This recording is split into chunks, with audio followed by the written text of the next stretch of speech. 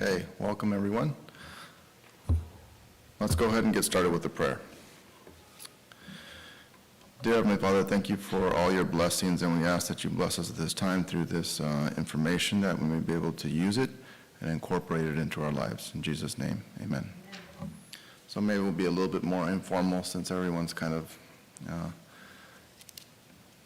how can I say, in our circle here. I was hoping I had invited some non-Adventists, some people that were not in the church, but looks like they didn't come today. So we're going to talk about rest, specifically sleep today, and how it benefits us. And of course, sleep benefits all our body, tissue repair, everything that goes on when we sleep.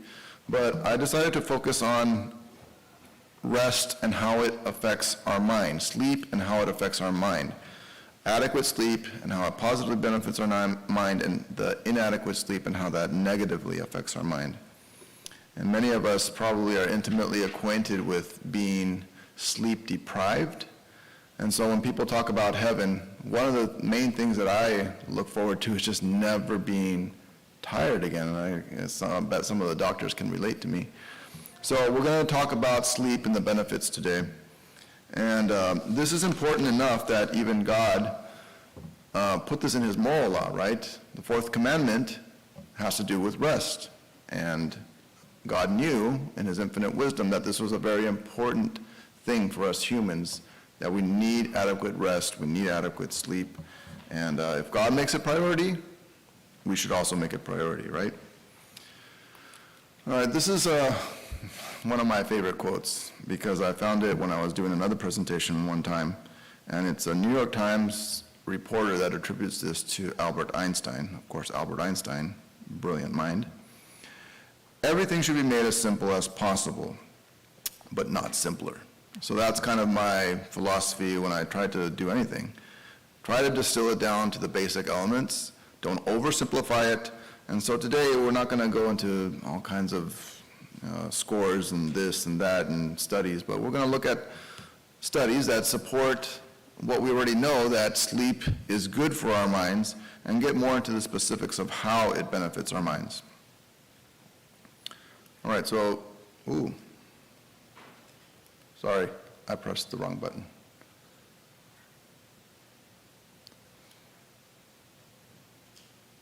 Sorry, I'll try not to do that again. Quick overview. If you remember sleep, we have different wave forms that we can trace in people, encephalograms and stuff.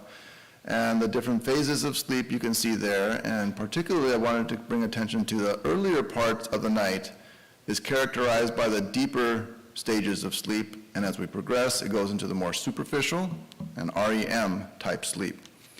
So this will become significant, as you'll see, particularly when it refers to sleep and memory, because, I'll just go ahead and say it now, memory consolidation, as we'll see, making our long-term memories stick, happens in the deep sleep.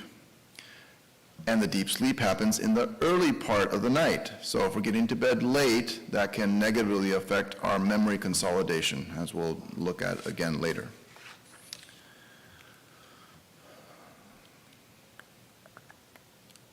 Okay, let's start at the beginning then.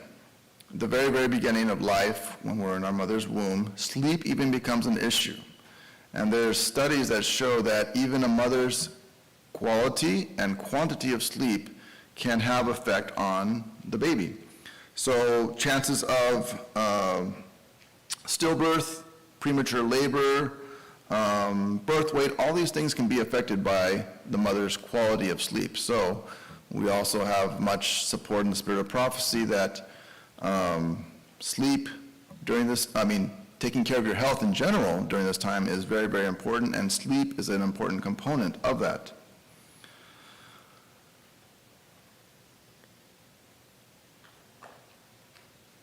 Sorry, I got ahead of myself there. Okay, now in the early part of life,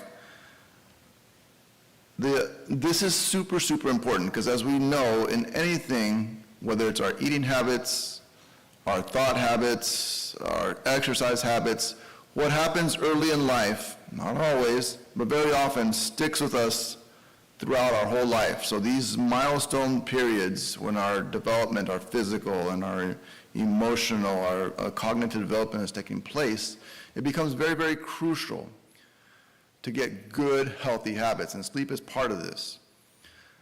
So, to establish anyone here with young kids, grandkids, nephews, whatever, one of the things that, going back to our quote, is very, very simple, as the studies show. It doesn't have to be expensive, it doesn't have to be complicated. The most important thing that they found for young kids to establish good sleep is simply a regular, stable routine. So eating, bathing, reading, cuddle time, and then a consistent, reasonable bedtime. If that's done consistently and they get into a good pattern, that's the best thing to establish good sleep patterns in kids. And unfortunately today that's suffering quite a bit. And one of the main culprits is what you'll see farther down on the list there. But instability in this time, always changing bedtimes, always changing what we're doing, this doesn't allow for that good routine and the melatonin levels, what have you. So very simple, simply just establishing a routine, a stable bedtime habit is the most important thing in getting kids into the habit of getting good sleep. Okay, so in early childhood development, physicians will know we look for these milestones, walking, words, stacking blocks, all these things. So sleep has been adequate sleep. So I'm going to say studies show around 11, at least 11 hours for, say, for a 2-year-old, for example, is something that is very, very important because it will positively or negatively affect all these milestones in the physical development of the child. So again, very, very crucial because these things have window periods. So again, if development during this time is not optimal, it can happen later in life, but it may be affected through, for our whole life if we're not getting what we need during these window periods of our lives. And transitioning into that, adolescence, very, very important and a very, very bad part today because of, again, the last part on the last point on this slide. Adolescents are starting to make more cognitive changes. Of course, there's still physical changes, puberty and growth and all that thing, all those things that are important. But now, adolescents are starting to develop the ability to abstract think, or should be developing the ability to abstract think, moral reasoning, some of their character is coming out more. And inadequate sleep can negatively affect this very, very clearly, these type of more cognitive milestones. Maybe some of the physicians will relate here, but I sometimes get patients that, or the parents of the teenager or preteen, will say, my child just doesn't have any energy. So it may seem obvious, but one of the first questions you should ask, or that I ask, is, well, what time do they get to sleep? And maybe you relate to this, but sometimes I get the answer of midnight or even after midnight. And on weekends, it's even worse. Sometimes they say that we see that they're still up sometimes 1, 2, 3 in the morning. And what do you think?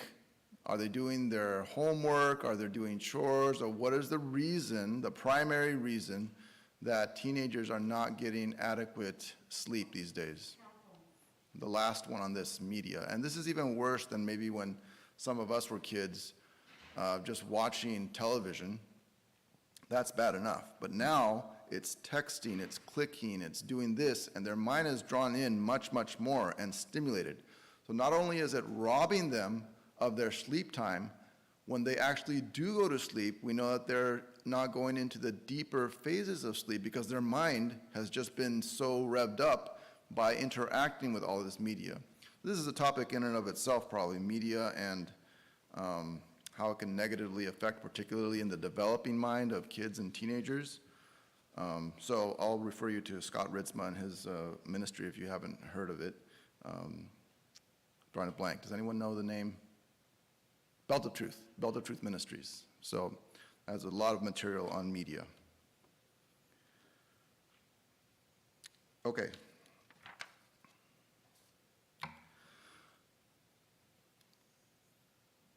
So all of us here have been sleep deprived, and you'll know the subjective feeling is maybe what we could describe as being foggy, cloudy, just not able to really think clearly. And in medicine, we try to quantify things a little bit more. So we see such things as inability to complete tasks, attention problems, executive function, all these things that we can then measure and see and quantify with adequate or inadequate sleep. And again, a very clear correlation with inadequate sleep, our just cognitive function is not quite what it should be. Part of that is what you see there on the second point, reaction time. We see that very significantly. If you have inadequate sleep, your reaction time is negatively affected. I remember one time in particular for myself, during residency, I was severely sleep deprived, but I had to stay up because I was switching from nights to days. And the way I planned to do it was just to do a home project. So I stopped at Home Depot on my way home from the hospital. And I remember pulling into the parking lot, kind of in slow motion sometimes, and an elderly man is pulling out of his parking space. This is happening in a split second, so I'm thinking, I think he sees me. Should I pull forward quickly? Should I shift in reverse and pull back? Or should I just honk my horn?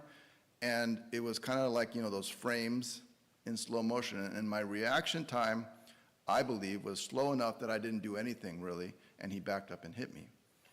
Well, maybe I couldn't have avoided it either way, but I'm convinced that if I had been sharper and not sleep deprived, my reaction time had not been hindered, I could have made a decision and reacted quick enough and gotten out of the way. That's bad enough when you're in a parking lot.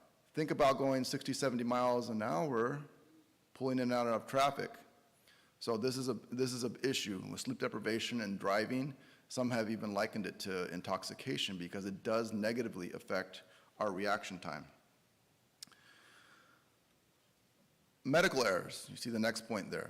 They did a study on interns, and 6 hours was the cutoff. 6 hours or more, or 6 hours of less of sleep was associated with significant increase in medical errors. So if an intern got less than 6 hours or less of sleep, their medical errors significantly went up. So thankfully, laws are changing because it used to be very unreasonable, I think, 100 hours plus a week for interns to work, but now they're starting to realize, and it's not such a good idea to have a hospital full of sleep-deprived interns making critical medical decisions, and the laws are reflecting that. So we see very clearly medical errors or errors in general are increased with inadequate sleep. Emotion or mental health. Very, very clearly, this is one of the things that we'll use the word bidirectional, two-way street.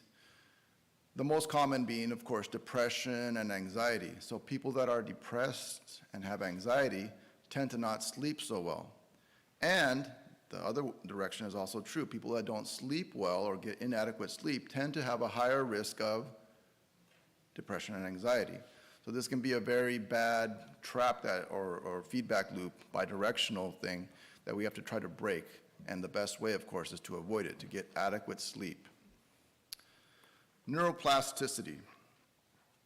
So neuroplasticity is a fancy word, just basically saying our brain's ability to make new connections, to change, and to learn. So again, there's quite a bit of scientific evidence that if we have adequate sleep, this helps us to be able to make those new connections, to change, to learn. And I particularly see this today because there's a lot of differences of opinion on pick any hot topic today, right? People tend to be very, very open to new data and changing their mind and learning, or the exact opposite. We tend to be very much digging in our heels. People are not willing to change no matter what amount of evidence you bring forth. So part of this can be related to sleep deprivation, because sleep deprivation doesn't let us make those connections that we need to have learning and new things take place in our brain. So inadequate sleep negatively impacts neuroplasticity.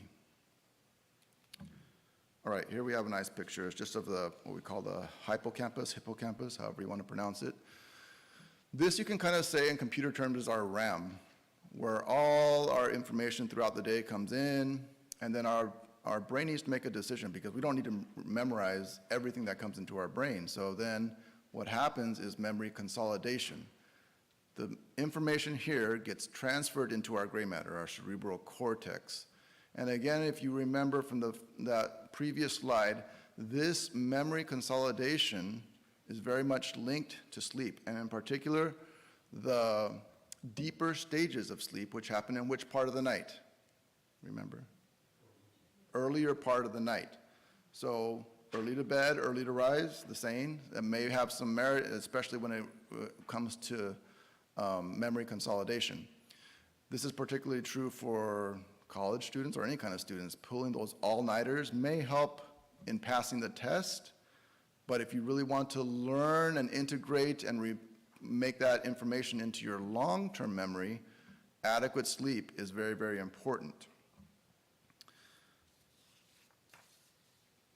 Okay, now this next one is interesting because they did studies that, and even has legal ramifications, what's called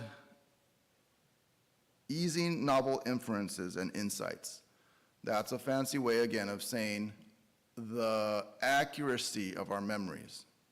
I remember not too long ago, we took our kids to the mother lode country, the gold country, and I was quite excited because I remembered that when I was dating my wife, I took her to this mining town, and it was this old gold country mining town, to show her California the first time she was here. And I thought, oh, this is going to be nice. 15 years later, we're married and we have kids. I'll bring them all back and say, oh, this is where I brought your mom when we were dating. And then when we got there and I got out, I was like, wait a minute. This is not the place. This is the first time I've ever been here. I don't recognize anything. And I asked my wife, and she said, yeah, I've never been. You never brought me here before. So to my credit, I remembered correctly that I had taken her to a mining town in California, all these broader things, but I didn't remember quite accurately. Sleep deprivation has been associated with this, and this is so much of a thing that I saw a discussion in some of the literature that I was reading that in court cases, obviously there's discrepancies in witness testimony, and it was suggested that if there is a discrepancy in a key part of their testimony, something that they're trying to recall from months back, a sleep history is a crucial part of this, because the one that has more, will have more sleep deprivation, for example, would have a higher probability of remembering that event, but remembering it inaccurately. So, sleep is very much associated with these novel inferences or changing the way we remember something. So not only bringing it into our long-term memory, but minimizing the amount of errors in our memory. So motor memory, this is good for anyone, of course. So athletes, how, to throw a ball, swing a golf club, musicians, playing the piano, but anyone that just works with their hands, carpentry, any kind of thing that requires hand-eye motor memory. Sleep is very much associated with this. So someone that is well rested, has adequate sleep, has increased motor memory.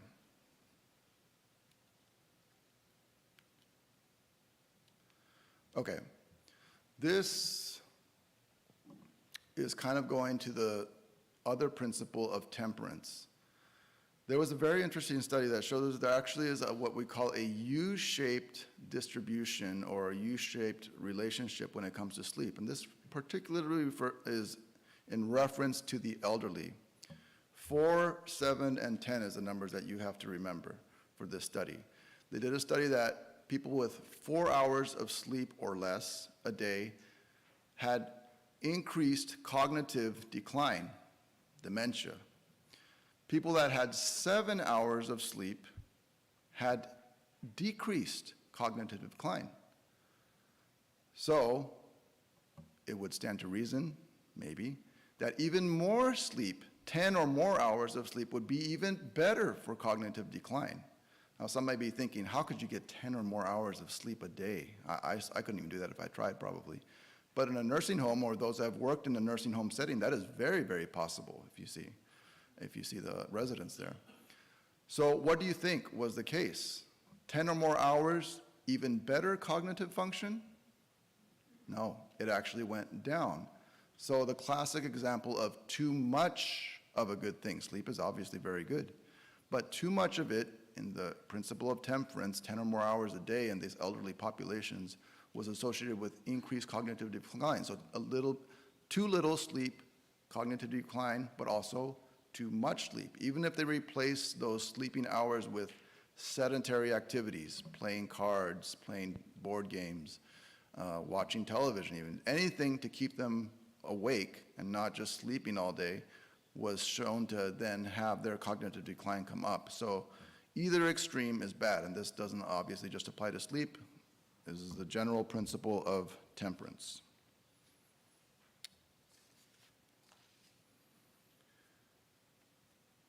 Okay, so now this is also one that we kind of touched on, but again, this is very, very important, and the key aspect of this is prevention, dementia. So as far as medical science knows, we have some things that can stabilize and decrease the acceleration and progression of dementia, but there's nothing to date that will completely reverse dementia. Once things have set in, you really can't say, well, then we can give you this medication or this treatment, this procedure, and then it'll take your brain back up to where it was before it started to decline. So the importance of sleep, good sleep habits in early life really come to play here, because it doesn't work to just say, I'm going to have 4 hours of sleep in my 20s and 30s and into my 40s, and then when I start to notice my brain is not quite working as it should, I'll try to get my 7-8 hours of sleep. Because, again, by then, things may have progressed to the point where you really can't reverse them. So studies show it's very, very important to get adequate sleep throughout life to significantly decrease your risk of cognitive decline, dementia. And this, like depression and other mental health issues, is a bidirectional relationship. People that have already the onset of dementia don't tend to sleep well. They have what's called sundowning, they can get agitated, and they don't sleep well. And then when they don't sleep well, their dementia can progress even more rapidly, and then back and forth. It's just kind of a bidirectional relationship.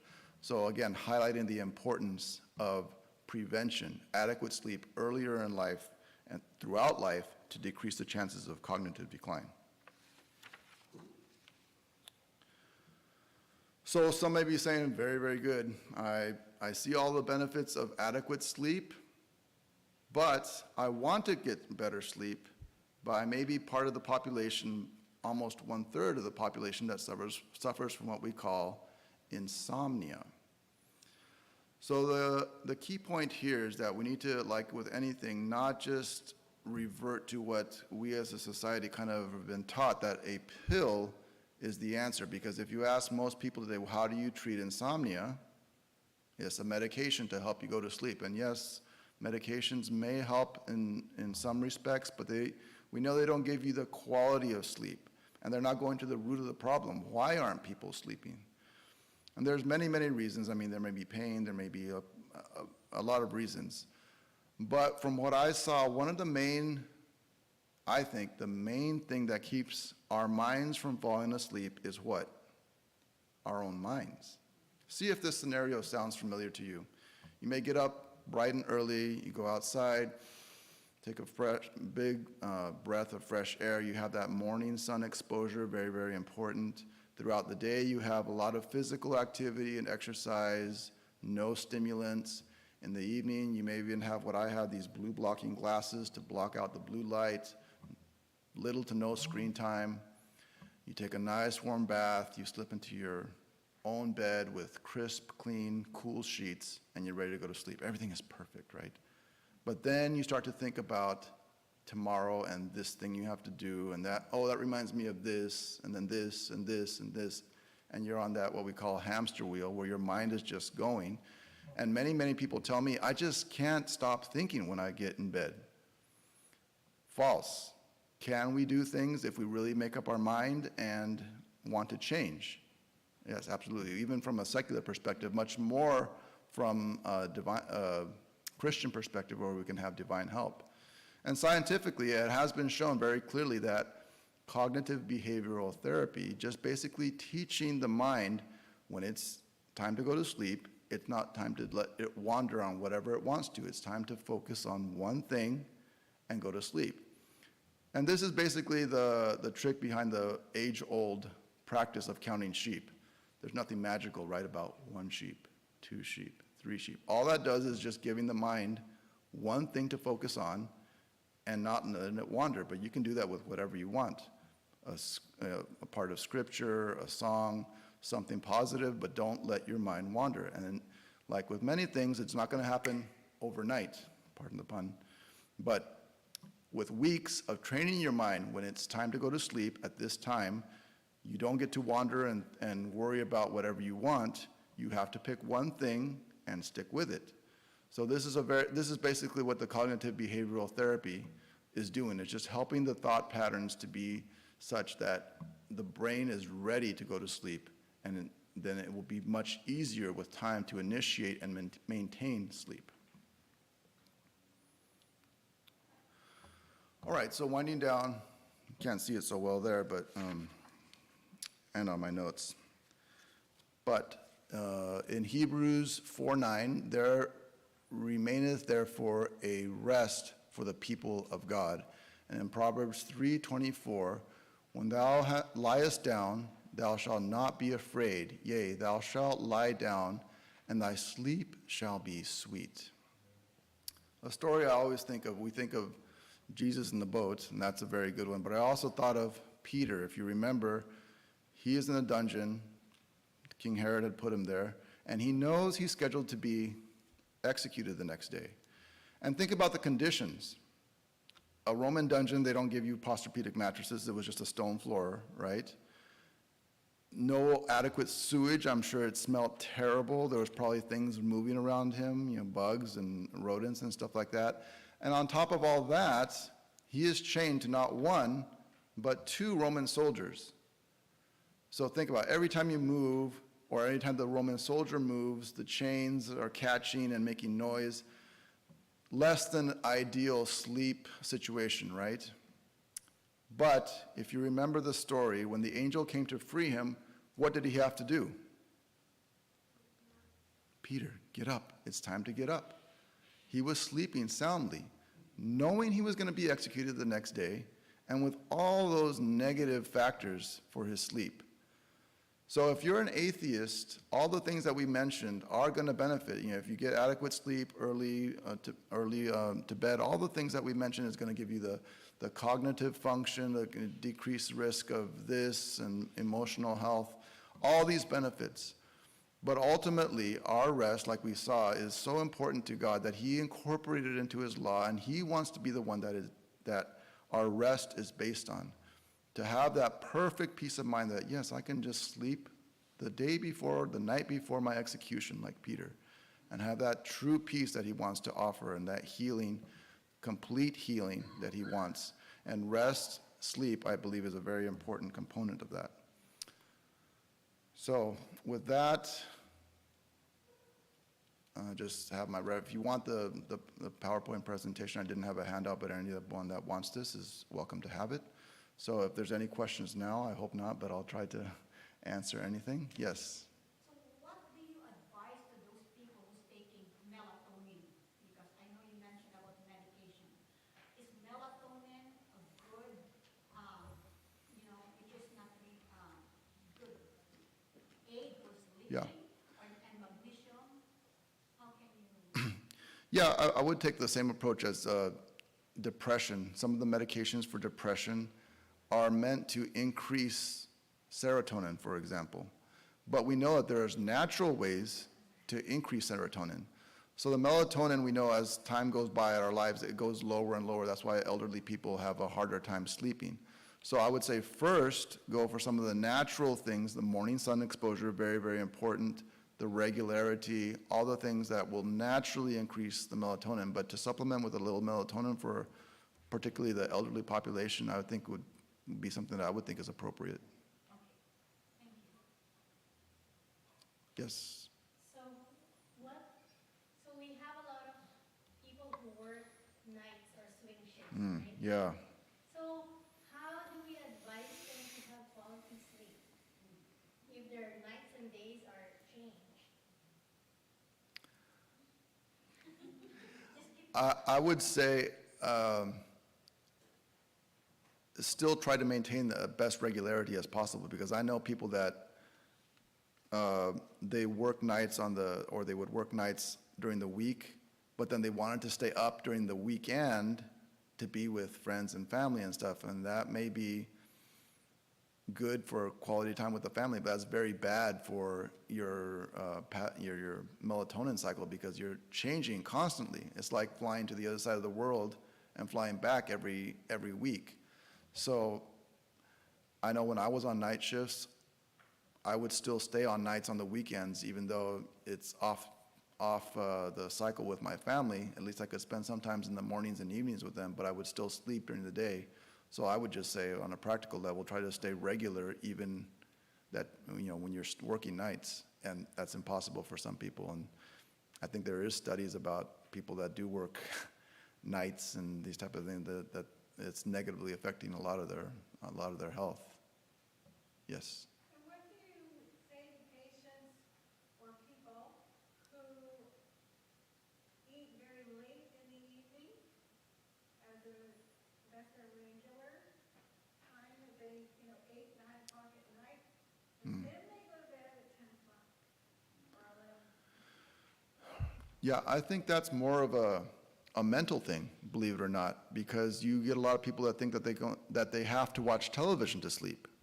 Is that real? No. And some people, I need my bowl of soup and this to go to sleep. That's more, obviously it's some physical memory and sensation, but it's more of a mental issue that I think I need to eat late to make me feel cozy and go to sleep, or I think I need to watch, the late show to go to sleep. Well, yeah, that's what I'm saying. That's more of a mental thing, because that can be mediated or remedied by having a better breakfast and all these kind of things, but it will take time, and that's something that a lot of people don't want to do. Just more medication, don't let me change my dietary habits, GERD, all these things that are affected by late eating. Again, I think it's more trying to appeal to their reason that, yes, you will be hungry for a time, yes, you will be feeling this way if we wean you off medication, but the end result will be better. And that's a challenge, because a lot of people in our society today have very little patience. So do you suggest to them, instead of eating, to try drinking a glass of water? Yeah, for example, tea or water, something that's at least better.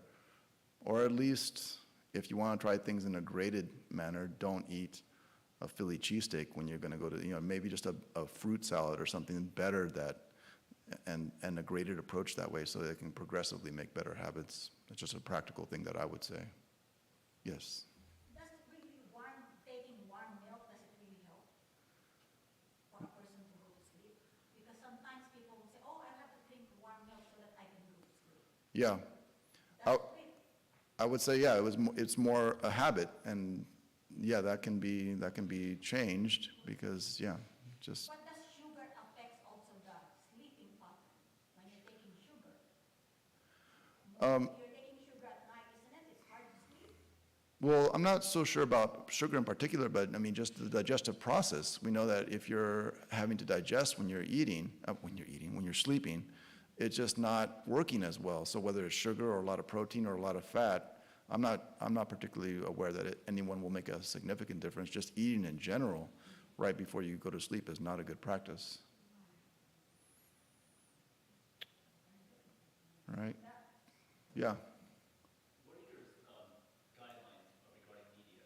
A lot of us have kids and young kids. What is something you can let us know? So speaking to this crowd or speaking to our population in general, I pick my battles. Whenever I see, because otherwise you would have moms mad at you all the time, because I always call them out when I see them, just like that. And they always tell me, well, I just let them play on the phone when I'm at the doctor's office. Yeah, okay.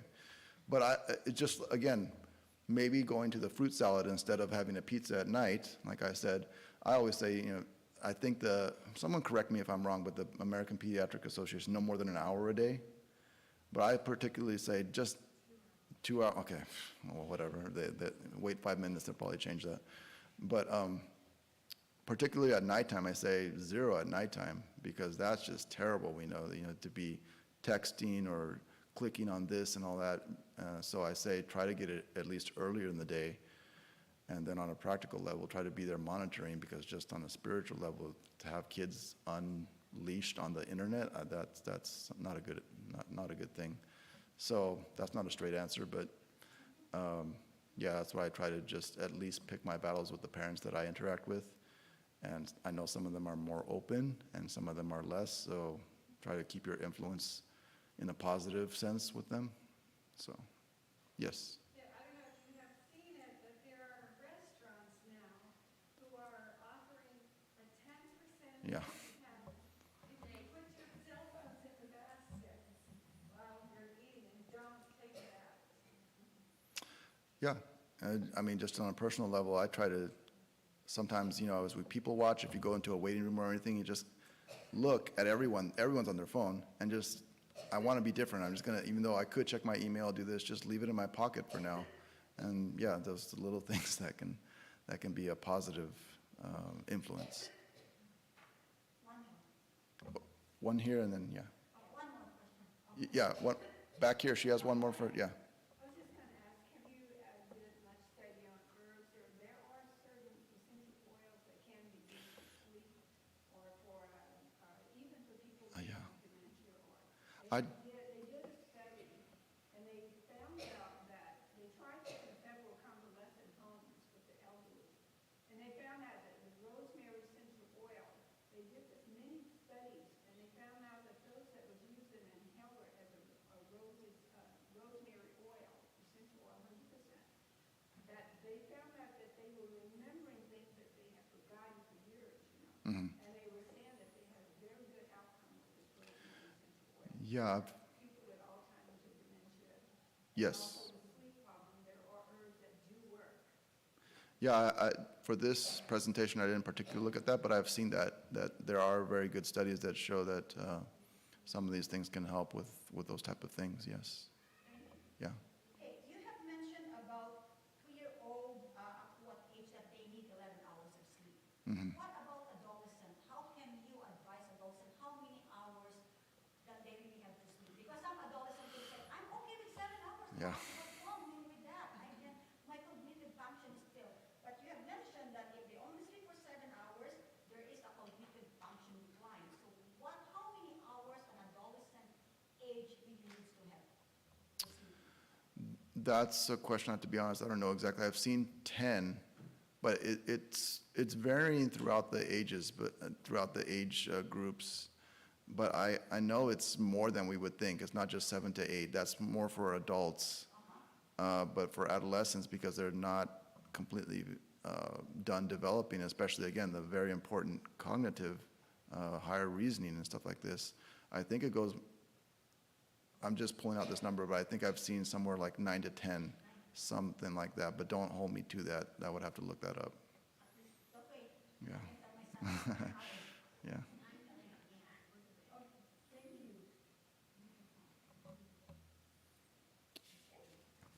All right. Thank you very much. I guess we just transitioned to the demonstration for the food right now, so.